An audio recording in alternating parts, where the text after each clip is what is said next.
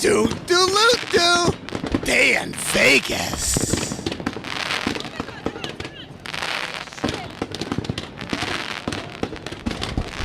Oh, hey, do you have any time at all, Cole? Next year, I got you. Like, for sure. Like, really?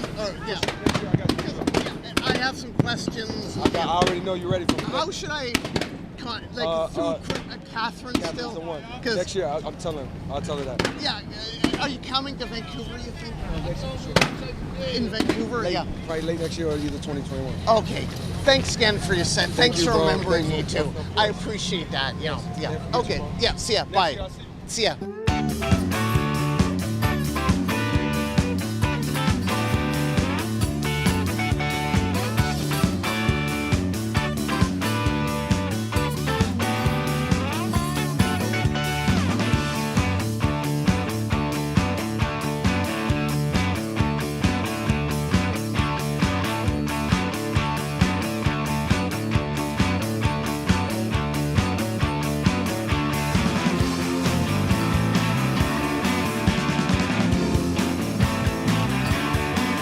Here we are at Wingmark Studios, waiting for J. Cole! Yeah!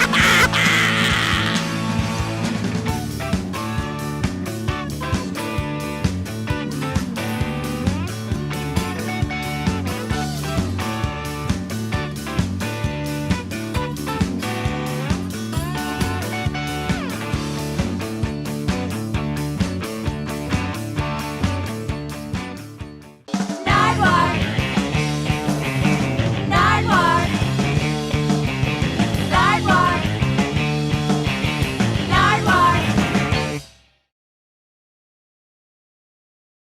Who are you? Jermaine Lamar Cole.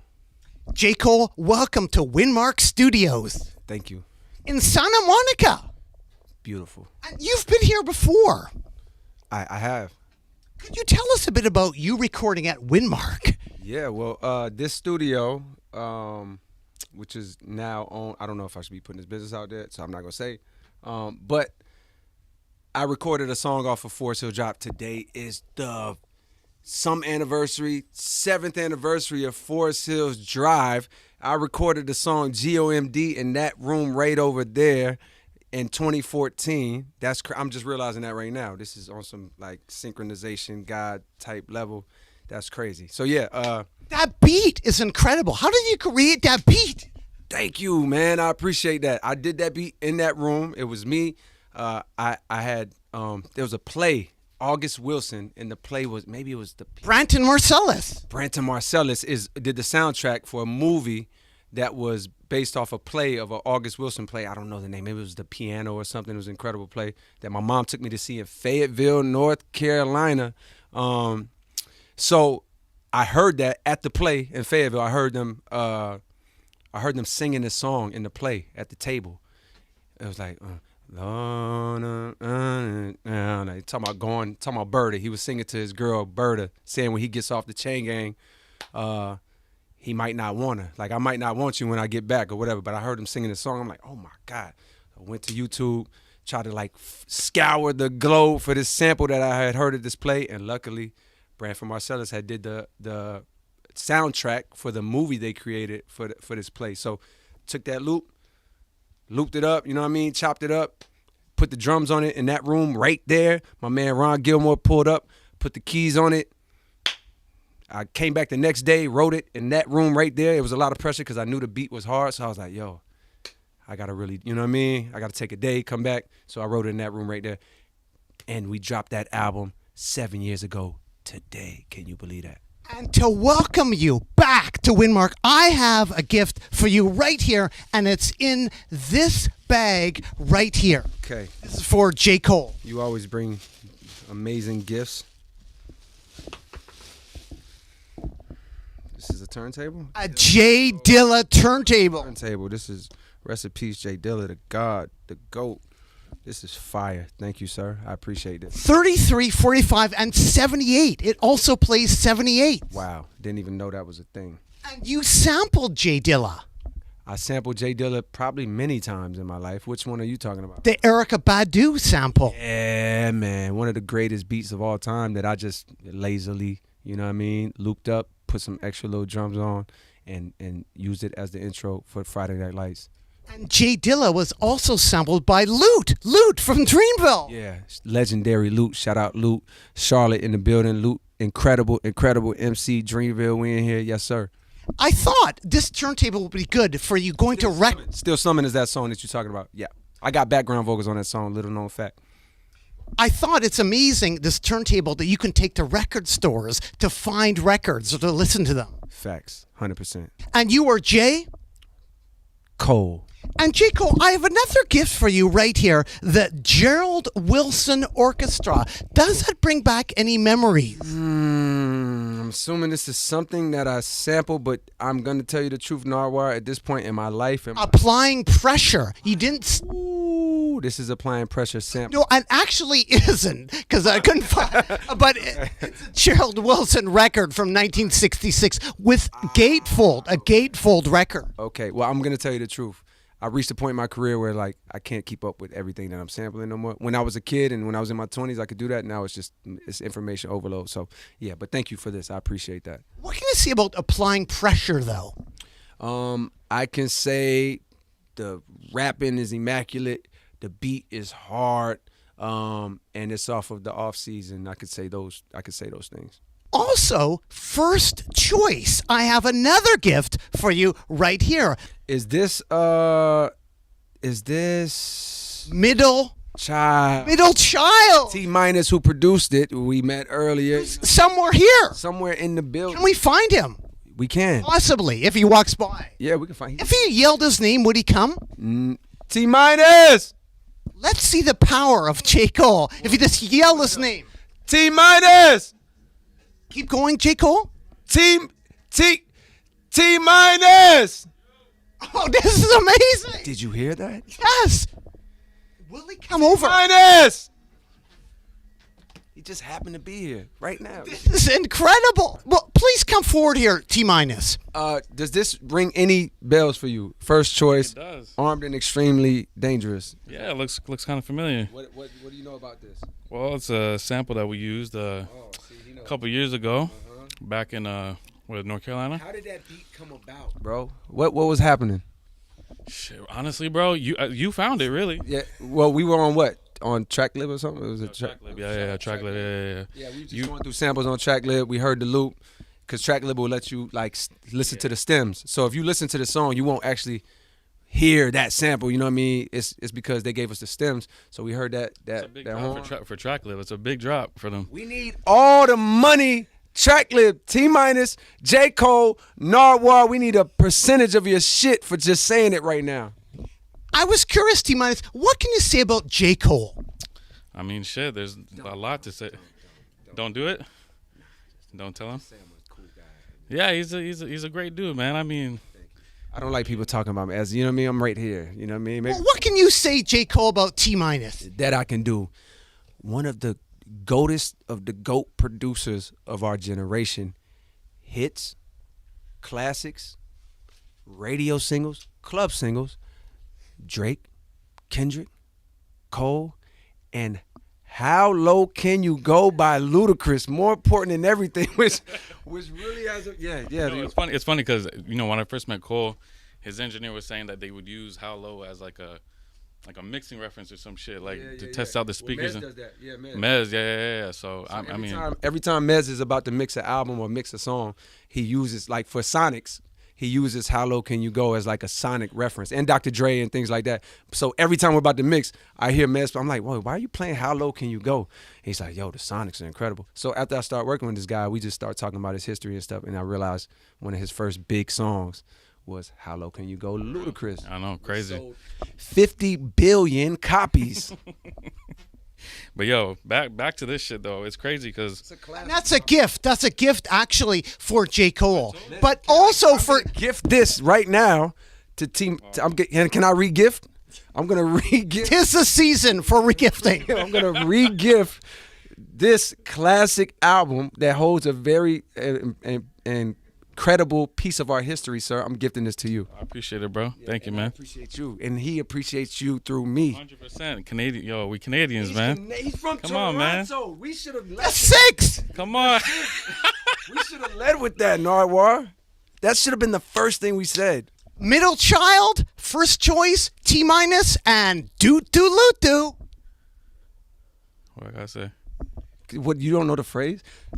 Doot-doo-loot-doo. Doot-doo. Ah! Jay-Z, Kanye, Andre 3000. These Hey, Cole, the people at the studio. niggas are acting, you know what I mean? They real Hollywood right now. Like, they don't want to come in. Jay, Lamar Cole. Cole. Also, Damian Lillard. You sampled Dame. I did sample Damian Lillard.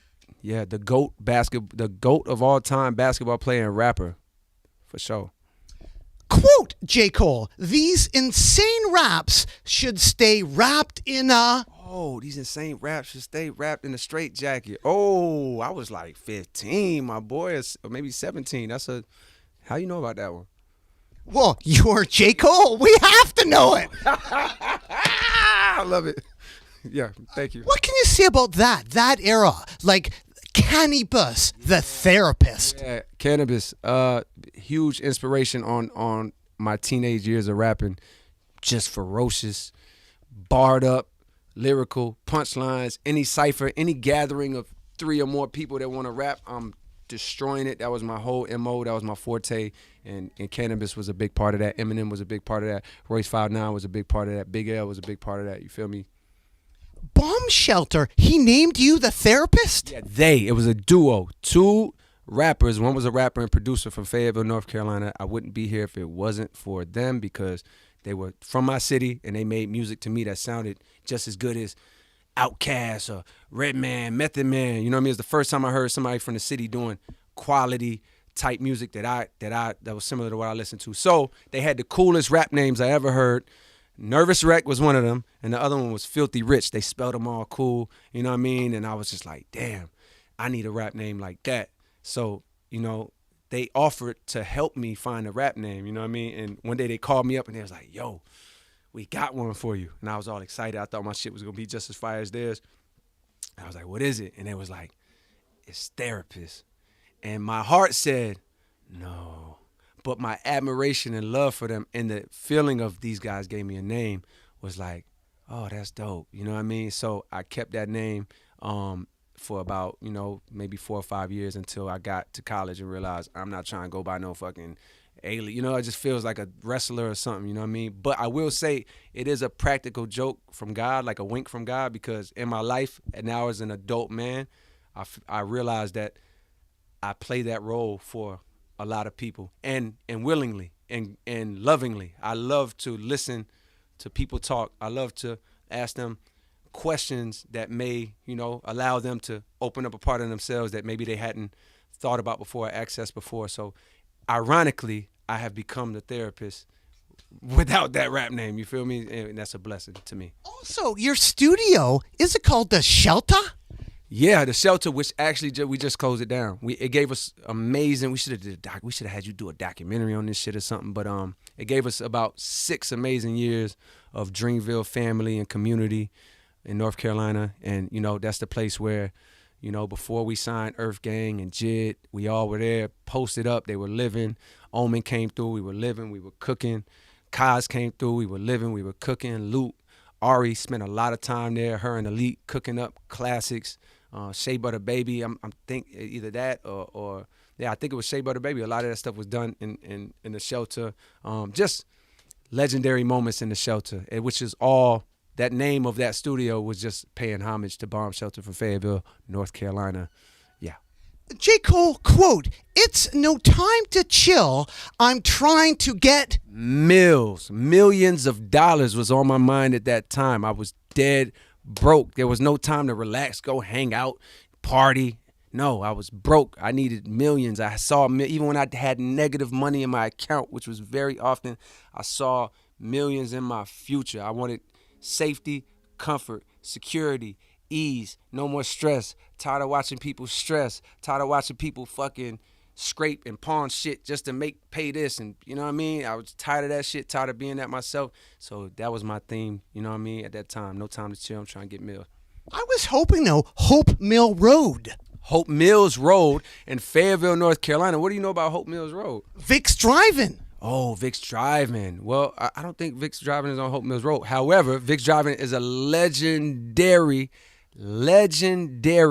spot and food spot in Fayetteville, North Carolina. Unfortunately, you know, as is the case in lots of places in America with gentrification, they've tore this shit down, and Vic's is no longer with us in the original location. Hopefully it'll pop back somewhere else. The Hope Mill Tigers. Southview Tigers is a high school in Fayetteville, North Carolina. It's really in Hope Mills, like in the outskirts of Fayetteville. Shout out my boy Cedric, who's in the other room, who went to Southview High School, the Southview Tigers, you know what I mean? That was one of our rivals in high school.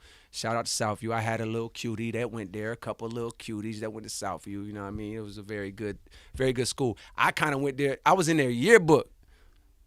This is how connected I was to Southview. On accident, somehow I was in their yearbook my senior year.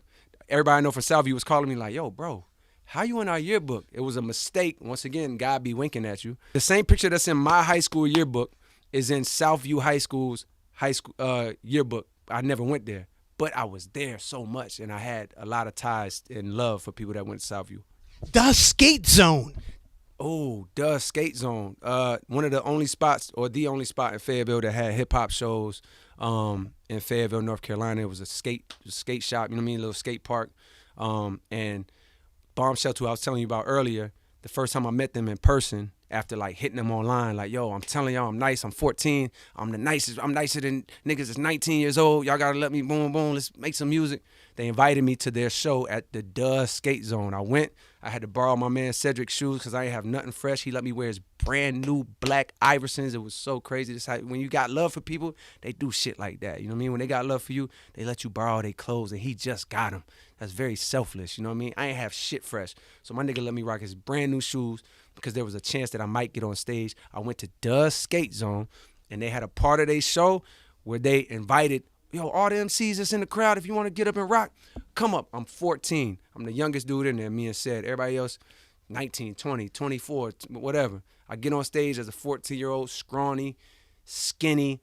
I sounded like a girl. My voice was high-pitched. I was nervous as hell, but as soon as they passed me the microphone, I destroyed that shit. I was the best on the stage with all these older dudes, and that's when dudes from Bomb Shelter was like, he wasn't lying. He really got it like that. And we started working, and they became my mentors, and the Skate Zone. J. Cole, DJ Gilbert Baez. DJ Gilbert Baez is a Fayetteville legend. You know him as a DJ, but he's really like in my era, he's a newscaster. Like, you know, when you wake up in the morning and it's, you know, channel whatever, and there's a guy covering like what happened on Cliffdale Road or boom, boom, that was Gilbert Baez. But he would also DJ Sunday nights at the skating rink where I worked, and it was called like Super Soul Sundays.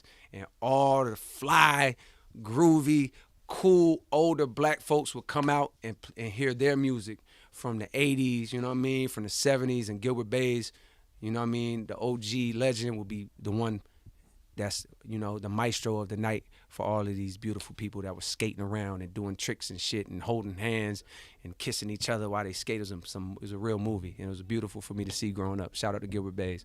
Now, speaking of legends, J. Cole, I have a gift for you here of a guy that you brought out. You brought out Petey. Well, I brought him out of the show, but he brought Carolina out. You know what I mean? This man put North Carolina on the map, you know what I mean, at a time when we probably didn't have no national recognition. He gave us an anthem that will still rock to this day. It's called Raise Up, but you probably know it as North Carolina, come on and raise up, take your shirt off, around your head, spin it like a helicopter. You know what I mean? True legend, Carolina legend. We grateful for this man right here, and extreme talent, like extreme talent. We was with him one night in New York. Randomly, we ran into him, and we all ended up going out, and this nigga just kicked the verse randomly, like. And it was the coldest shit I ever heard in my life. And I'm like, oh my God, Petey Pablo. Like, you know what I mean? Like, immense talent right now. If you need a verse from him, he gonna fucking destroy that shit. So shout out to Petey Pablo. And J. Cole, here we are at Windmark Studios Ebe, can you call out the name Ebe? I can call Ebe, but I did just get off the phone with him. I think he's out getting food. Yo, Ebe! Ebe! I think he's gone. But Ebe is a legendary, he needs to be here. He should be here. Ebe, you should be ashamed. It's Nardwuar right here. Well, I have a gift for you and Ebe right here. Some Allen Iverson jewels. Ooh, 40 bars. This is important to you guys, wasn't it? It's crazy. This was a huge moment in rap history, in NBA history.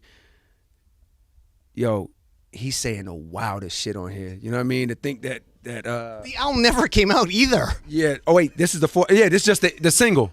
The album never came out. Yeah, but the single came out and they were like, nah, you can't put this fucking album out. He was saying, like, he was talking like DMX or some shit. He was saying raw as shit. You know what I mean? This was like one step too far for the NBA when AI dropped this. However, I can't say he actually had bars. You know what I mean? I still remember this to this day. Shout out to AI. And it's got an instrumental on there as well. And I was wondering, Ebe, beat selection, would that help with Ebe? What do you mean? Like, could he listen to the instrumental and say, hey, cool, go after this? Yeah, you could do that. You could tell me right now to go write a verse to AI song, and I would be challenged. I would have to go do it. What's the importance of Tuesdays and Thursdays between 12 and 1:30 with you and Ebe? Whoa, that's where me and Ebe used to battle each other on the basketball court freshman year of college. Me and Ebe knew each other, like, you know what I mean? How you know somebody on campus? Because we played ball together. I see him walking around, like, on the strip. But, really wasn't rocking with Ebe. He looked like Fabulous. He dressed like Fabulous. He wore his hats like Fabulous and his jerseys. I thought, who's this guy trying to be Fabulous? You know what I mean? And he probably looked at me like, yo, who's this country Carolina dude that think he nice on the basketball court? So we were like rivals on the court. We had a lot of good games against each other. But me and Ebe got tight later on in college. Thanks to Ted, right? Didn't Ted help? Well, Ted is the fact that you shouting out Ted right now is crazy. Shout out to Shot Good, my boy Shot Good. Yeah, Ted was somebody that I was cool with on the court. Me and Ted always had like a good rapport, you know what I mean, when we played with each other. But Ted is Ebe's man. $100,000, you know what I mean? Like they went to school together, middle school, you know what I mean, and knew each other all through high school. And shout out to Ted, that's my brother. I have another gift for you and Ebe, an original Harlem Globetrotters 45 from 1949. Wow, does this have the Of course. Wow. But from 1949. Sweet Georgia Brown from 1949. Wow. How'd you get this? Well, you were J. Cole. We have to get you something. I have to get this. Well, thank you. This is amazing. I was curious about basketball, but you were also a player for the women's team, a practice player? Yeah, that lasted about a day. I don't know. I don't remember how that came about, but I think they saw me playing in like rec every day, the Tuesdays and Thursdays, and whenever we play like pickup basketball, and they're like, "Hey, could you come and like, play, like basically be somebody that plays against the women's team?" Like, but I think I did it for a day, and I'm like, nah, I can't do this. Like, I got shit to do. But shout out to the women's team; they was nice, you know what I mean. But I just didn't have the time to commit to that. Cool. You really appreciate the old school, like shout out to PD, etc. And a documentary that you checked out, Big Fun. Big Fun in the Big Town. In the Big Town, which was a fire hip hop documentary from 1986, Dutch. Yeah, I watched this a few years ago. That was a really nice watch. It was like these Dutch guys that came over here into Harlem. They were interviewing like Dougie Fresh, you know what I mean? Maybe like Biz Markie. That's a real good watch. Go to YouTube and watch that. Big Fun in the Big Town, right? And it's the perspective of these white Dutch dudes who were coming to capture the hip hop phenomenon, right? And they went and pulled up on these legendary rappers who are the trailblazers of what we're doing right now. And it was just really great insight, you know what I mean? If you got time to go on YouTube and watch that, highly recommend. And one of the people that they interviewed, and I have a gift for you, J. Cole, right here, was Schoolie D, the legend Schoolie D. Schoolie D. So I'm not a hip hop historian, don't claim to be, but from what I know about Schoolie D, a lot of people say he had like the first gangster rap record, right? Like PSK, here it is. PSK, Parkside Killers or Park Slope Killers. Some they was killers. They was killing niggas in PS. It was PS Killers, and so a lot of people say he had the first gangster record, you know what I mean? I'm not a historian, so I'm gonna just run with that. You know, maybe somebody had one before him, you know what I mean? But I don't know. They say that's what they say. So shout out to Schoolie D. You know what I mean? You in your lineage, first of all, you gave us a classic all-time record, you know what I mean? But you influenced a lot of people, and in your lineage, we have, you know, a ton of classic records that may have caused a lot of damage to our community. That's for debate, you know what I mean? But that's not your fault, brother. You're just creating your art, and we appreciate your art. Thank you, you know what I mean? And in this record, check out the booklet and a sticker, if you could pull it out right there. There's some history, so you can read some history, and check out the booklet as well. And on the booklet, at the very bottom, we see a TR-909. Okay, what do you know about the TR? Because I have a little story about the TR-909. But please go ahead. well, the TR-909, every day when I was 14 years old, I used to beg my mom to get me a beat machine, right? Why? Because I noticed that with Bomb Shelter, right, who I told you about earlier, I really wanted them to give me beats, right, because they had beats and I didn't know how to make beats. But once I got with them, I realized they're never going to give me their best beats, right? They're going to keep the best beats for themselves. They're not going to give it to me. They're artists on their own. So I realized I got to make my own shit because they're never going to give me their best. So I asked my mom every day for a beat machine. I didn't even know shit about beat machines. So every day we would stop at McFadden Music on, it's not Yadkin, maybe it's like, Yadkin turns into shit. I'd have been gone too long. I don't even know what the hell it turns into. Not McPherson Church, turns to some other shit, right? McPherson Church, well, I don't even fucking know. But it was McFadden Music right across from Edwards Music, you know what I mean? But we would go to McFadden Music and they had beat machines in there. And I ain't know shit, but I used to every day on the way home from school, because I went to 71st Middle across town and the bus didn't come to me, I would have my mom take me to this McFadden Music so she could see how much I really wanted this beat machine. And I would play with what I thought was the beat machine I wanted, the TR-909. I used to play with this shit while I was in there, you know what I mean? But what I realized was that wasn't for me. Nervous Wreck helped me see that what I really wanted was ASR X Pro. Now, most people that use the ASR, you know what I mean? They use the ASR 10 with the keyboard. Beggars can't be choosers. The only thing they had in McFadden Music was this red ASR X Pro. And shit, my mom was down. She put that shit on layaway. She paid that shit off for a whole year, and took it out. And I had my ASR X Pro. Steely Dan. Steely Dan was a CD, you know what I mean? Or they had CDs that my mom had downstairs. Dire Straits. Dire Straits, damn, bro. Yeah, hell yeah. I must have said this in some interviews long ago, and my man he's a fucking scholar. He does his research. These are CDs that my mom had. My mom, hella eclectic. She'll go from Mary J. Blige to Eric Clapton to Dire Straits, who I didn't even know existed until I started fucking scanning through her CD collection looking for samples, you know what I mean? So shout out to my mom for having amazing taste in music, and yeah, facts. Well, speaking of samples, J. Cole, I wanted to give you another gift right here, the legendary Ultimate Breaks and Beats compilation. This is a very, very rare and secretive record right here that I only discovered recently. Maybe it wasn't so rare in the 90s, but you know, it's harder to find as you get a little older. I've never seen the physical record, so this is fire. But hella fire breaks on here, you know what I mean? Like Donald Byrd. Yeah, Donald Byrd. But see, the names, I don't think they're named though. That's the thing. That's the part, right? Like 64, actually 66 to 84 drum breaks. A lot of drum breaks. Mad drum breaks, but it's vague about where the initial source is, right? So I've sampled something off of here, and there was a conflict of who said they owned it. You know what I mean? So I feel like I ended up paying two people because there was like conflict on, you know, to who they said owned it. But regardless, if you don't mind sample clearance issues, fire, classic, legendary breaks on here. Explosive, Dr. Dre, Explosive. You hear them drums in Explosive? Comes from here. Dre might have replayed them, you know what I mean? I'm not sure, but the essence of that, he might have sampled it from here, I don't know, but it's from here. Dr. Dre, Explosive, you know what I mean? J. Cole, and to honor Breaks and Beats, the ultimate Breaks and Beats, I have a gift for you right here. They made an ultimate Breaks and Beats doll.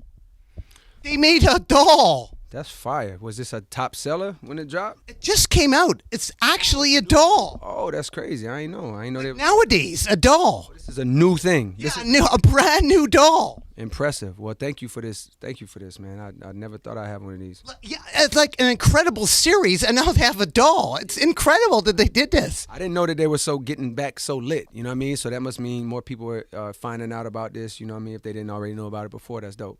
And also, J. Cole, I have another gift for you right here. It's Double D and Steinsky, The History of Hip Hop. From 1985, basically the history of sampling. Something possibly that you could listen to. Is this the one that has like is this actual talking on here, or is there mad sounds on it? All the sounds. I've heard about this. Yeah, the history of sampling, pretty much. Yeah, that's fire. Thank you for this. I appreciate that, man. Thank you. I'll get into this. I thought perhaps something to sample on the turntable. On the J Dilla, rest in peace to the GOAT, the J Dilla turntable. I appreciate that, man. Thank you. You always bless me with some gifts. I appreciate that. Thank you. J. Cole, Prince, eBay. I was gonna say eBay, but I'm like, no way he's gonna say eBay. Like Prince eBay, okay. Brandon, Costner. Kenneth, What's Kenny's last name? Gastina, Gastano, I think, or something like that. the Patriots.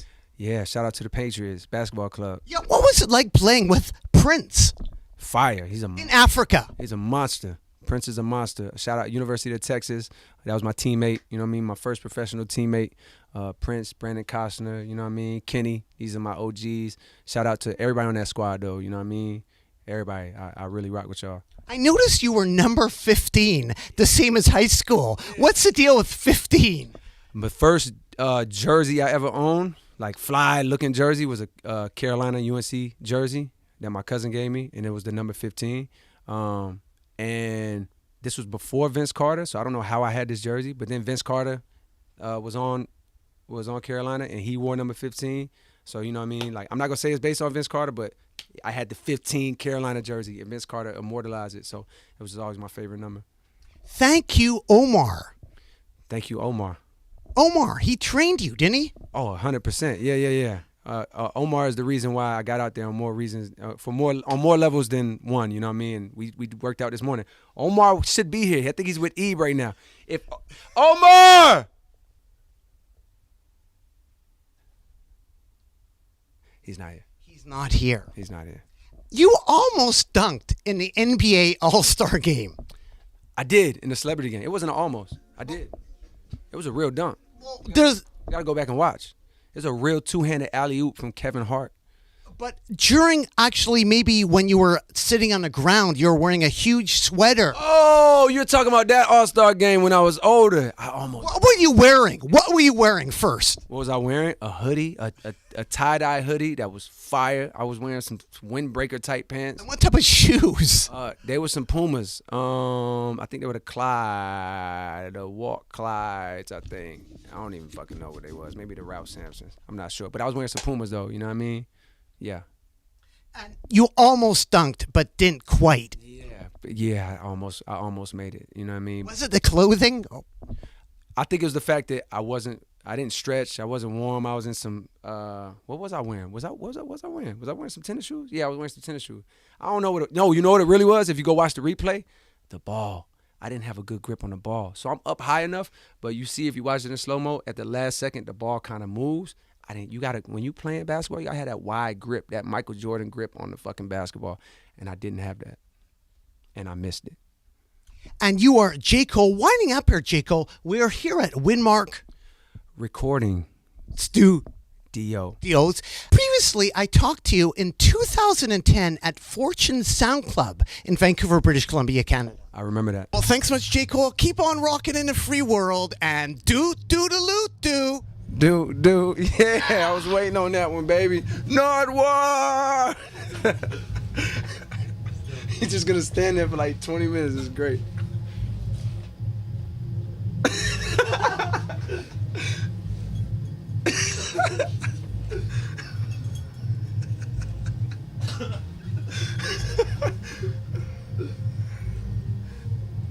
I want to see when it cuts off. Like, that's what when does it cut off?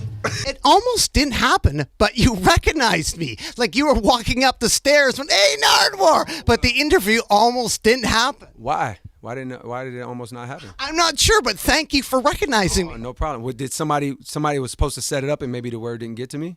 We're just waiting there patiently, but then you saw me and an interview happened. Thank you. Oh, you're Nardwuar. We have to do interviews with you. And I was thinking, looking back at that interview, you loved the No ID record. So I thought I would give you a No ID record. What can you say about the No ID record? Say shout out to Dion. We've talked about this, how he put an album out. I think that's pretty legendary. You know what I mean? A phenomenal, legendary, highly touted and highly accomplished legend in this hip hop production game and even beyond. And he has a rap album that you didn't know about, and I didn't know about until I was working with him. And he told me about this album he did. And he told me, about the budget and shout out to that budget he got from whatever label this was. What label was this? Relativity. Shout out to Relativity. That's the single. It's the single. Okay, dope. Shout out to Dion, man. We got you. Thank you for this. How did you, J. Cole, discover me? Like, how did you recognize me in 2010? I think the first time I ever saw you, which is probably a lot of people from my generation, was that interview you did with Jay-Z where Pharrell apparently set it up, and I thought that shit was so cool. I'm like, who the fuck is this guy right here? You know what I mean? Like, who are you? And then Jay gives this long ass answer. You know what I mean? You're like, no, you're Jay-Z. He's like, oh, you wanted my name? Oh, yes, my name is Jay-Z. Who are you? Who am I? I'm a young man from RC Projects who really made the thing that thing that they say the American dream come true, because I'm not supposed to be here speaking to you. There's a lot of people that come from where I come. There's a lot of skilled people who come from where I come who are not here right now. You are Jay-Z. Oh, I thought you meant like, who am I? I thought it was a deeper question. I thought my name is Jay-Z. Yes. Yeah, that's the first time I had saw you, and of course, as all people who see you, maybe this is somebody's first time seeing you right now, and they're gonna go, who the fuck is that guy? This is really cool. And then they're gonna do like I did and dive into all your old shit. I've seen you sitting, with Kurt Cobain on the floor and the backstage of a show. I've done my YouTube dive, You're a legend, so we have to do that, And we appreciate the work you've done on documenting this culture and this music that we love, but also diving into the nooks and crannies of all the stories that I wouldn't even fucking think of anybody would ask. But I'm so grateful to talk about it, because I don't never get to talk about fucking McFadden music, in Fayetteville, North Carolina. I never thought that I would say that out loud. You talked about Southview High School, Like, we used to play these boys and really get them work. Shout out to Tyrone Davis. He dunked on these niggas so crazy. We all went, it was in Terry Sanford. Tyrone caught back, had the whole place erupted against Southview High School, and you brought them up. And I get a chance to talk about it right now because of the work you do. I appreciate that. Well, thank you so much for the kind words. I really appreciate it, J. Cole. It's really inspiring. I really appreciate that. Thank you. We need you, man. Nardwuar. We need more Nardwuar interviews. You know what I mean? My man just said, yo, I haven't seen a Nardwuar interview in a while. This is going to be pretty big. And I hope that's the case. We need to see more Nardwuar interviews. Well, winding up here lastly, J. Cole, Earth Gang. Earth Gang. Earth Gang, one word, Atlanta, Georgia. The truth, the future. And are they here? Earth Gang. Earth Gang is here.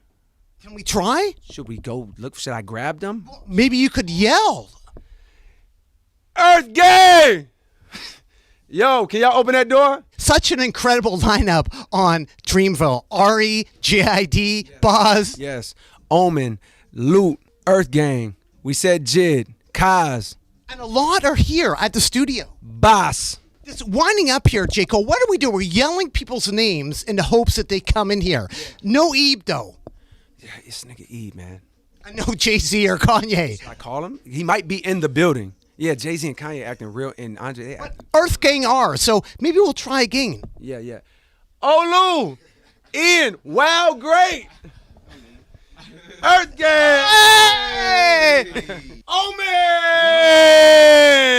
man! Ladies and gentlemen. First off, J. Cole, could you please introduce who's in the studio right now? Well, in this room right now, we have legendary Chicago MC, Dreamville legend, Omen, right here, ladies and gentlemen. What's good, Nardwuar? And who do we have right there? Well, we have Atlanta's own, which side? West. Man, you know it's a West Side. West Side. You see, I got that right though. That's how much I rock with these niggas. West Side, big West Side energy. We have Atlanta's own futuristic black excellence, art, experimentations, no limits on what's possible as a creative. Earth Gang. Yeah, exactly what he said. All those things. Hey, y'all. And Earth Gang, how did Earth Gang meet J. Cole? Was it through Absol? Yeah. Okay, I see you doing that thing you be doing. That's that. He's starting it up. He's starting it up. Yeah. What happened? We was on tour with Soul. Cole pulled up. I remember we was in the green room. Ebe had peeked his head in. He was like, "Yo, Cole upstairs." He was like, "Who Cole upstairs?" I was like, "Oh, that's cool." We went upstairs, and then Cole was upstairs, and we took a picture with him. That shit on the internet. While we was talking, Cole was like, "Yo, will y'all be recording that?" We was like, "Nigga." He was like, "Well, if y'all want, y'all can pull up." And it was simple as that. And like that was without even he didn't even say, "Oh, y'all niggas is Dreamville." Now he was like, "Y'all gonna pull up and record." So yeah, we was like, "Yeah." Yeah, and even before that, shout out to Tunji. Tunji sent me, he was just like, yo, here's some people I thought you might like. And Earth Gang was one of the artists. This was like 2013 or something. And he sent me the link. I checked their shit out. I was like, damn, they fire. But I wasn't in a position to like reach out. Dreamville, we wasn't up off the ground. We were still, you know what I mean, in the infancy phases. And it worked out. Shout out to Ab Soul. Boss was on that tour. I came to see him. I seen them. And then who was out there with them? Jid. Jid was on stage with them, you know what I mean? Like hyping them. And he spit a verse. And I was like, all these niggas is raw. Facts. Jill was our roommate slash co-artist with us at the time. And we just, you know what I'm saying, we was all homies like, man, I ain't finna go into it without my dog. So we all just went. I will say this. This ain't the Earth Gang interview. Like, we gonna talk. They need their own interview. Omen needs his own interview. Well, just quickly here, I was wondering, Omen, how did you meet Earth Gang? I met Earth Gang through Dreamville affiliation. They're one of the few, actually, since they came on a little later. I met them, I want to say. I think it was at the shelter, bro. Yeah, first exactly. time I seen you, that I can think of, you was like walking through the shelter. I was telling him how y'all know the shelter is a rap, right? I thought, yeah, it's a rap. We should have did something a little more, you know what I mean? It was just over. It was just honestly, bro. I was renting that spot for 6 years, and you know that we got a lot of shit out of the shelter. That shit made for hella memories for us and great music. That was crazy. That was a crazy time. One of my favorite times of my life was in that shelter, bro. It was super transformative time of my life. Definitely. I mean, it's. I got a question for you. How'd you meet that shirt? How did I meet that shirt? This is an amazing shirt. Like the drip, like the Air Maxes are crazy right now. They going crazy. Like you don't see this right here. This real like circa, you know what I'm saying? Like this the Atlanta swag where niggas was just putting shit together like nah, match this with that and match this with that. Like you right now. You really a freak nigga right now, bro. you really out there on Abernathy right now. Right now, bro. Well, thank you. Actually, I got this shirt from Bourgeois Angels in Vancouver, British Columbia, Canada. A great store. Thank you for acknowledging me, and thank you also for hanging out and recording with J. Cole. Yeah, facts. Well, thanks very much, Dreamville. Keep on rocking in a free world. Earth Gang and Omen and do. Dude.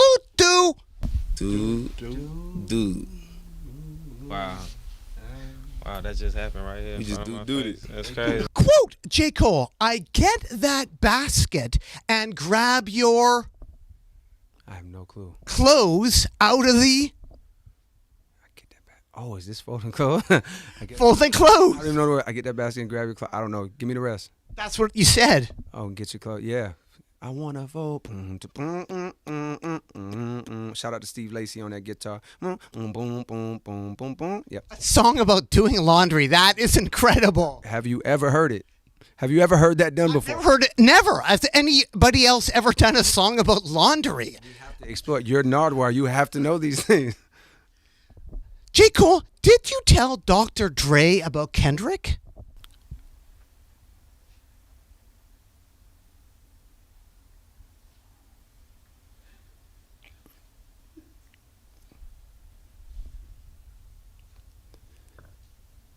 Who told you that?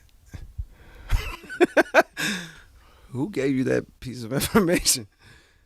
Well, you are J. Cole. We have to know. That's never been. Hey. Eve! Yeah, Ebe is here, ladies and gentlemen. He's been requesting your presence all night. He just asked the craziest question, which yes, the answer is yes, I did. I'm not gonna say I was the first to tell him. There was a what's my man name that used to work for Dre? Light skinned dude. Manny. Yeah. When I brought him up to Dre, I was like, yo, you know what you got? I went in there to like work on Detox or whatever. You know how Dre do. It's like if you're a young rapper and he rock with you, he want to bring you through and like have you test the water. So yeah, I was like, yo, you gotta sign this kid from Compton. Boom, boom. Kendrick. Boom, boom. And then Manny was like, oh yeah, that's the kid I was telling you about. Boom, boom, boom. So I have no clue. You know what I mean? Cause that's never. You know what I mean? I've never heard anybody say that type of shit. But yeah. Shout out to Dr. Dre. He made the right decision. Did you want to sign Kendrick? 100%. I don't know what I would have signed him to. You know what I mean? We ain't have our business intact, but that's how much I rock with him. You know what I mean? At that time, I met him, and instantly was like, man, you know, I was highly impressed and was like, damn, you know, that would have been the first artist in my mind. But come to find out, you know, he had bigger shit going on. So yeah. And lastly, winding up here, Ebe. Ebe is here. I gave a gift to you to give to Ebe. The Allen Iverson. Come over here, Ebe. Allen Iverson. He was wilding for a basketball player to say some of the things he was saying, but, you know, it's just like culturally, it was so fire to see like someone that was in the NBA that was just being himself and saying on some street shit and saying the wild shit he was saying. That shit was crazy. Like, that shit was a moment. And thank you, Ted, as well, because Ted helped. Oh, Ted, you know, Ted is my guy from Shot good from back home, and like, you know, I ain't really rock with Cole in the beginning because I thought I was better than him in basketball. He wasn't. It's debatable. I mean, time really tells it. Like, right? Like, who's better right now? I mean, you work out every day. You know, you got Omar here, your trainer. You know, you play basketball. You know, shit happens. I mean, but who's winning right now? At the time, though. Nah, at the time we had battles for sure. We had battles. Ted, my guy Ted from back home, I've known since 7th grade. We used to hoop all the time. Shot good. And he started rocking with Ted. You know what I mean? Because they was Because we was real hoopers. Like, when real talent recognized real. You know when you just see a nigga in the gym, you know he nice, and he see you and y'all see each other? It was like that. You know, so his man. It was his man. He come to St. John's with me to hoop. You know what I mean? And that's how they got close. But, you know, it is what it is. You know, I was better at the time. What's the importance of basketball camp? Phil. Basketball camp? Matt. Basketball camp. I mean, basketball camp. Oh, Matt. Man, Trap.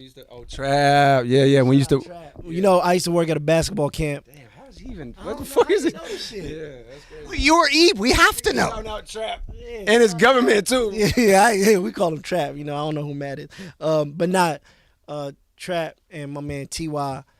When we used to work at basketball camp and we had lunch, we used to go in the car and I used to be like, yo, listen to my man. And he'd be like, yo, it's Jermaine, they be hooping. I'm like, yeah. They're like, damn, this nigga nice. So that's, you know, those my guys, you know what I mean? So shout out to them. He was the first, one thing that I had when I was younger, I had drive, I had, you know, talent, I had ability. Ebe was the first person in my life to put the battery in my back of promotion. He was doing the promotion. He was promoting me even before it was his job. He was just because he was. I was just promoting to the homies really in the beginning, but that created the momentum. And then he's the one telling me like, bro, what you gonna do with it? 'Cause I just was sitting on this music like, oh, I'm gonna get signed one day. Like niggas just gonna find me. He was like, bro, you gotta put something out. So Ebe is the reason for a lot of things, but namely the reason why that first project, The Come Up, came out was because he was like, yo, I was against mixtapes. I thought it was corny. Everybody was doing them. Every nigga in Queens had a mixtape. Every nigga in Fayetteville had a mixtape. And Ebe was the one who was like, nah, you got to get out there, you know what I mean? And so. And I was a big Joe Budden fan, so we reached out to DJ On Point. Yep. Shout out DJ On Point, Moon Music, 1, 2, 3, all that good shit. Now, I also give this to you because it's got an instrumental on it. Beat selection. Did Ebe help with beat selection of J. Cole? That's what I asked J. Cole. I don't know if I really helped with beat selection. I might have you know, suggested that one is better than the other, but you know, what to selection that Ebe is really helpful with and is sequence selection. He's a trackless god. You know what I mean? Like when it comes to these Dreamville artists, I think I'm pretty good too. But not only is he my equal, he might be my superior. You know what I mean? That's very nice. You know, it's very nice of him to say that. I don't know if it's true, but I'll take it. True. Very, very highly rated. album sequencer. Anybody in the game, if you want somebody to sequence your album, and you know, this is the guy right here. I appreciate that. You're welcome. Just raise my price, as Fat Joe would say. Yesterday's price is not today's price. That's it. And lastly here, Ebe, thank you for letting me talk to J. Cole, because last time, remember, I saw you in Vancouver, British Columbia, Canada, and I gave you an LA Kings record. Do you remember that, an LA Kings 45? I used to wear the LA Kings hockey jersey. I don't know nothing about hockey, and I'm not an LA Kings fan, but he seen me rock the jersey, and he gave me a LA Kings record. I was like, yo, I still got it at the house, too. So Walks around with LA Kings records in his. he was like, he has the jersey. Actually, we had another record for you, a 45 that I gave Cole, a basketball record from 1949, the Globetrotters from 1949. That's insane. Who's this guy? This the dude that did it. Would you ever think that song came from this dude? That's crazy. Actually, he didn't do it. Brother Bones did it. So he's just playing it? I think he invented the Harlem Globetrotters. Abe did. That song. But Brother Bones actually wrote the song. That song This guy invented the. That song sounds way too black. For Yeah, this guy can't do that. He can't make that He song. can't whistle that good, nigga. But he could put some basketball players together. Good GM. He's a good GM. He's the Harlem Globetrotters' first GM. But that's a gift for you from 1949 to continue the tradition of like an LA Kings record and now the Harlem Globetrotters. Yeah. I guess I'm going to get all the sports records. That's what I'm going to be, the sports records guy. Well, thanks so much, Ebe, and do, I guess? Is it two? Do. Yeah! Winding up here, J. Cole, when did you learn to breathe? That's a deep, very deep question. To breathe air? Do you have any breathing tips? Like meditation. I thought it was just some philosophical type of question. Like for singing, for rapping? Oh, you know what I think it comes from? And this is a tip to, anybody that's aspiring musician, rapper specifically, if you take the craft serious, you know what I mean? And I think when you're spending your childhood and your teenage years listening to music, rap along. When you rap along with your favorite rapper, your favorite rapper right now might be who's popping. Who do you really want to interview right now? Who are you waiting on other than this one right here? Who is somebody you really waiting on from the young generation? Well, let's just say it's like Lil Baby, right? And you're a big Lil Baby fan. You want to be a rapper. You have to rap with him when you're listening. Don't just listen. Rap with him. And that's what happened with me in Breath Control and top tier breath control and ability to, use these lungs. It came from rapping along with all my favorite rappers, from Pac to Jay to Nas to Outkast, you know what I mean, to everybody. That's where it came from. Eminem, you know what I mean, like came from that. That's how the breath control, I would think, got good. I would love to talk to Little Baby. You would love to talk to Lil Baby? You want me to set this up? I would love it. I would love you to Pharrell the situation. We'll try to Pharrell the situation for sure. And speaking of the new generation, Drewski, you took him on tour. I took Drewski on tour. It was legendary. And he had a DJ too? Like he had a DJ? Killed it. Drewski is incredibly talented, natural, hella funny. His skits are top tier, you know what I mean? He actually asked me, he was like, yo, is it cool if I come on tour? And I was already a fan of him, like, hell yeah, let's do it. And he killed that shit every night. That shit was rocking when Drewski was on stage. J. Cole, thanks again for this interview. I really appreciate it. But I was thinking, a shout out to Catherine, because she helped set this up. Catherine Frazier, thank you for setting this up. I told you a couple years, was it 3 years ago now? 2 years ago? Day in Vegas. Day in Vegas, I told you I would do it. I like to keep my word as much as possible. I hope you never felt like I wasn't going to do it. I always knew I would do it. It's the perfect time. Thank you for coming this way. Shout out to Catherine for making it happen and linking us. And yeah. How did you first meet Catherine? Biz 3. How did I meet Catherine? It was a time when I was working on Forest Hills Drive in LA, Los Angeles. Today is the anniversary of 2014 Forest Hills Drive. It's crazy. So I met her when I was working on that album.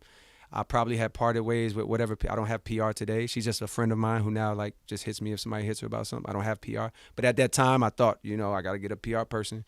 And Catherine, I think, came highly recommended. And I met her, and the vibe was amazing. and she recommended meditation to me, which I had already dabbled with, but she gave me her experience with meditation, and I took that seed that she planted and was like, yo, I'm gonna revisit this, and I meditated every day that year and got up to twice a day, sometimes 3 a day. So thank you, Catherine. And you hear the album that came out from that, you know what I mean, from that process. So today's the anniversary of that, you know, of that thing. J. Cole, lastly, quote, I'm Carolina's Finest, I probably said finest. Yeah. on the LA Leakers. Leakers. Oh, that was a good one. And speaking of Carolina, I lastly have another gift for you, a North Carolina record for you to sample possibly on the J Dilla turntable. The Friendliest Land. Never heard of this, never saw this one. Very interesting. I like to know all the North Carolina songs. Like James Taylor is legendary. I'm going to Carolina in my mind. Love that one. And maybe this one will be just as good. From 1974, and it says Carolina, the friendliest land. I thought it would be perfect for you.